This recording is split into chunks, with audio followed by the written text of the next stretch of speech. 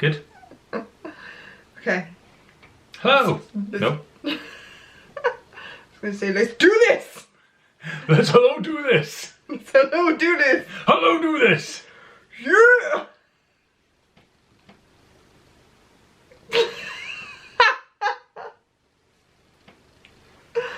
Hello and welcome to the family pub and Enya. There you go. There's your first bit for your intro. Right there.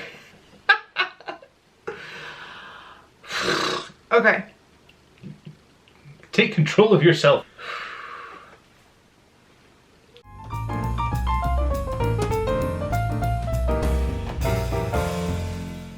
Hello! And welcome to the family Bob and Enya. Yay! Hello and welcome to day 9. Day 9. Of the 30-day Walt Disney World countdown. I know. We're getting there. Almost a third of the way there. Good job us. It's exciting. It's very exciting. Anyway, today we're going to talk about where we're staying. All the different places, because we're staying in a couple of little places, a couple of big places, medium-sized places. We're staying in quite a few places during the entirety of this trip. Yeah. I am not used to this. I am used to getting up, going to the airport, flying, and staying in one place the entirety of the holiday. So this is very different for me. I've done lots of things, so it's not unusual for me. Well, but, there you go. yeah. Lots of experience, no experience. Yeah. So it's pretty exciting. One of the places we spoke about yesterday, Yes. where we're staying at the airport. So we're counting that. It counts as one place because really the holiday starts when you leave your house. This is what I was trying to say. So as soon as you leave your house and get on the road, that's holiday started. Oh yeah. So the first place we're staying is the Black Hotel at Gatwick Airport. Yeah. So not that exciting, but it is pretty exciting. But never been there. In terms of holiday, it's not the biggest one. No, well, I've never been there. No, I've never been there either. I've only stayed at a hotel at an airport once before, which was when we went to Disneyland Paris, and I thought it was really fun. It was really good, wasn't it? So I'm excited for this one because this one is like in the airport, right? I know. Yeah, and you just get a lift down and then you're straight there. I'm sorry, but that's going to be cool to me. I think that's going to be fun. I think that's going to be really cool. Yes. So, Lock Hotel is number 1. Then we get on the plane, we fly to Florida, but because we're not going to the parks straight away, we have to stay somewhere in between the cruise and the coming out from the airplane, because we land on the Friday and we get on the cruise on the Saturday morning. Yes. So I was looking into different bits and pieces. I was looking at options of hotels that are near the cruise port, but it was going to work out like awkwardly for some reason to get an Uber from there, and it was going to be more expensive because they're not right at the ports. They're a bit further out, so it would have ended up being more expensive, whereas clearly Uber route from the airport to the actual ports itself seem to be more frequent and are therefore less expensive. Yeah. So instead, I looked up for hotels around the airport, and as such, we are staying at the Ramada by Wyndham Hotels. That is, I think, just north to MCO. Okay. I don't really know anything about this. You've done all of it. So. No, I've sorted all this. So basically, it should be nice and easy. There is shuttle transportation from the airport to the hotel, so I was like, perfect. We could also get a shuttle back to the airport and then get an Uber from there or something. Yeah, we could if we wanted to. Yeah. So I don't think it'd be cheaper. I don't know. I'm just thinking. I thought it was just a case of like it's an easy area. It's there seems to be there's lots of different amenities kind of around there because obviously people are coming in for their flights. So I thought for the single night, why not? We got a nice deal on it, and it looks quite nice. Yeah, you showed pictures, it looks nice. It's going to be weird as well, getting off a plane and then just going, oh, well, I'm just going to go to my room and relax. See, I'm not used to going to the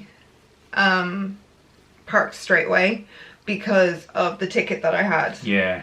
So we always had to time our tickets. So usually my first day would get off late in the evening and go to Disney Springs.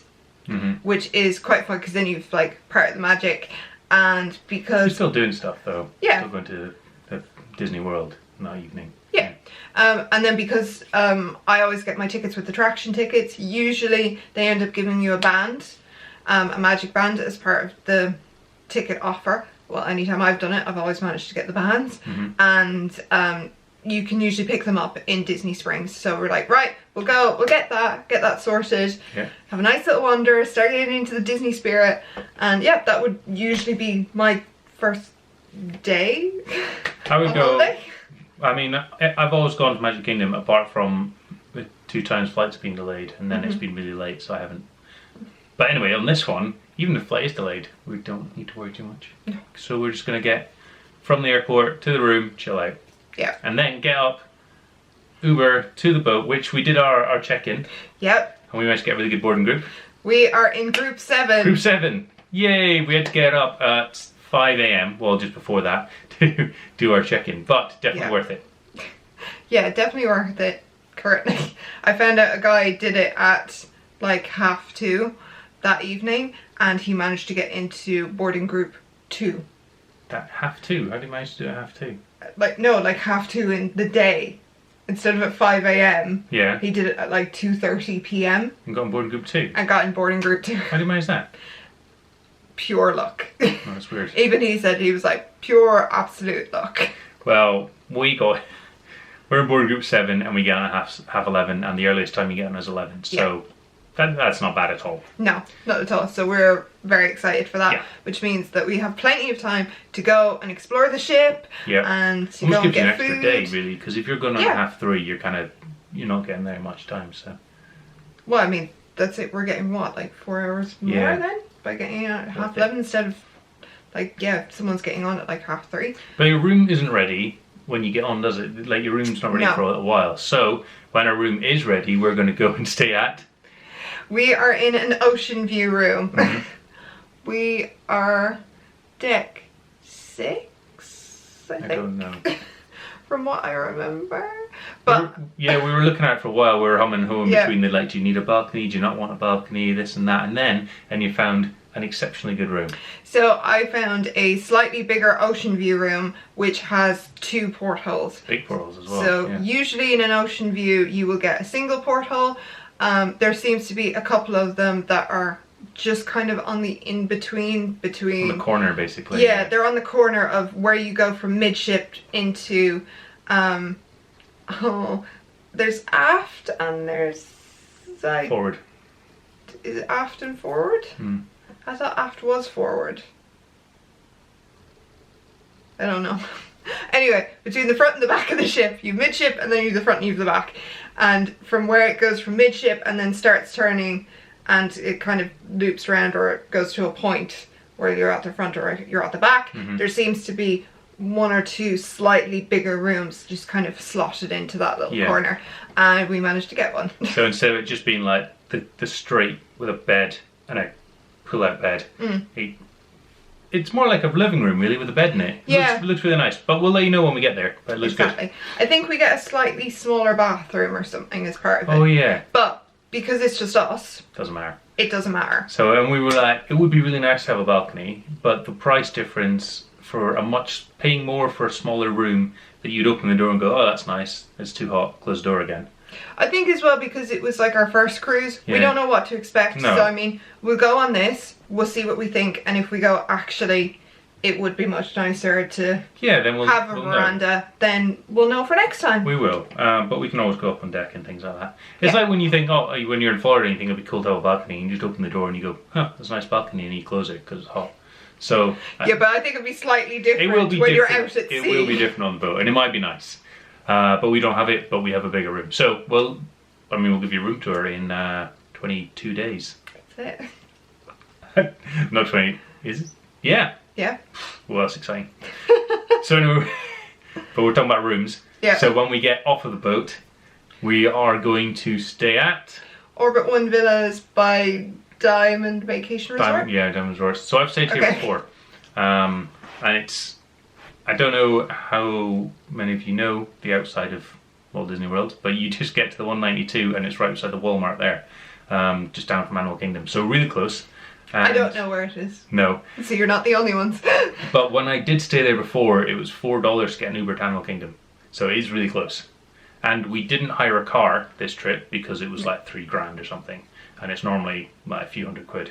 I don't know. I mean, pandemic stuff, but the price of hiring cars is shot up. Yeah, but it's shot up in general, I think, across the United States. From all of the bits that I've heard, because I listen to loads of different Disney podcasts, from what I've heard, the cost of hiring a car in the United States has just skyrocketed. Yeah. So, yeah. And with the price of paying to park, it's going to be considerably cheaper, we think, to use an Uber, unless all the Uber costs have gone up massively. Because it was like about $4 or $5 to get to Animal Kingdom, and Magic Kingdom was the first place away, and that was about $12. So $12 there and back is the same cost as the parking. Yeah.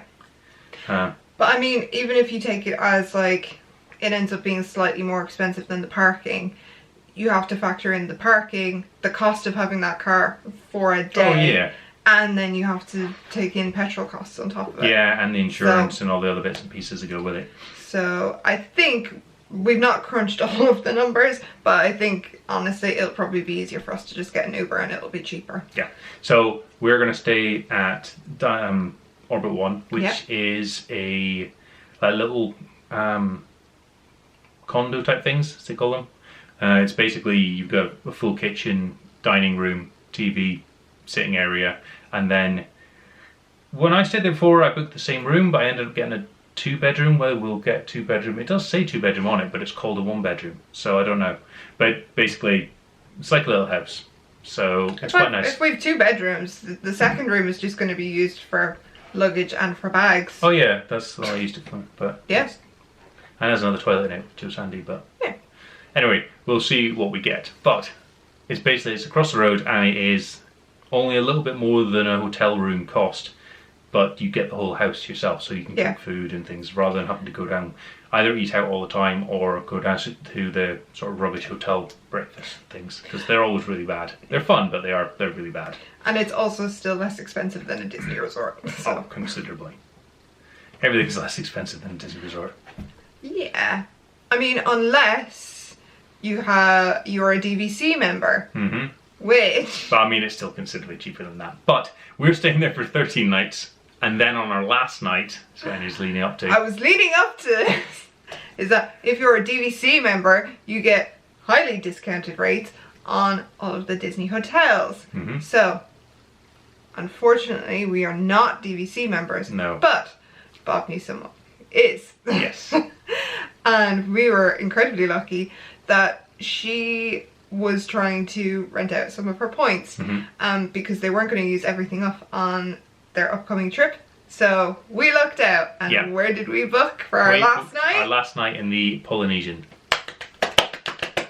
It was between Animal Kingdom Lodge and the Polynesian, and although Animal Kingdom Lodge would be probably my top place to stay, staying on the monorail route on your last day is going to be really nice. You want to be at the Magic Kingdom for your last day. That's just the truth of it. You want to be there. Magic Kingdom is your last day, so we can go from the Polynesian, get the monorail to Magic Kingdom, and we can have all our bags and everything packed up, and just leave them at the resort. Yeah. And then we can take the monorail around to Magic Kingdom, do all the stuff we want to do, and when it's flight time, we just get the monorail back, and then just take Uber from the Polynesian. So all of that logistical side of things just made it so much easier as well. But I just want to stay at the Poly. I know, it's going to be so good. The Poly is the one resort that I've kind of been into before. I don't really go to the resorts. I know, we've changed that. I've only been to the Polynesian, where we went for Ohana dinner years ago. Mm-hmm. I mean, I think it was maybe my very first trip to Walt Disney World. So I was like probably 13 at the time. So long time ago. Yeah. And we just thought it was the coolest hotel ever. Oh yeah, Polynesian's good. And then I went to the Grand Californian on my last trip because I brought my parents for an anniversary dinner to Citrico's. Floridian. What did I say? Californian. Grand Floridian. I was thinking, that's not a hotel there. Apologies, I thought I said Grand Floridian. My sister stayed at the Grand Californian. But I've been to the Grand Floridian. Yeah. And just wandered around, and I thought it was really nice. And That's a really nice place. We sat out and we watched the fireworks at their little kind of viewing area, which was really that's what nice. we plan to do, because it's going to be Mickey's Not So Scary. So we're going to do Polynesian stuff, Magic Kingdom stuff, and then we're going to just we want to eat at Ohana, and it's fully booked, and we're going to keep looking, and maybe we can do a walk up, or we'll just eat somewhere else, and then we're going to just get some pineapple drinks and sit on the beach and watch fireworks. That is the plan. It's going to be our last day. It's going to be nice. We'll find somewhere to eat.